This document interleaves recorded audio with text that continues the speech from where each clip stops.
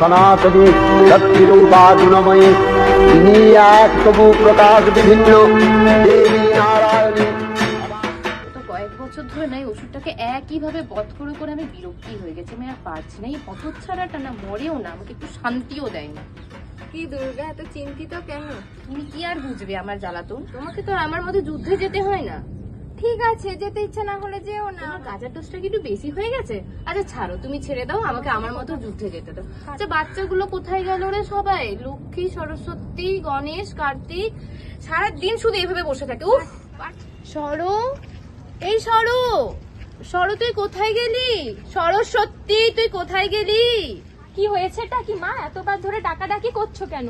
জানো তো আমাদের নিজেদের অনেক কাজ আছে, কাজ করছি তো আমরা। এমনি আমি ওয়েবসাইট চেক করছিলাম যে কিভাবে নিজেদেরকে আরো সুন্দর করবো।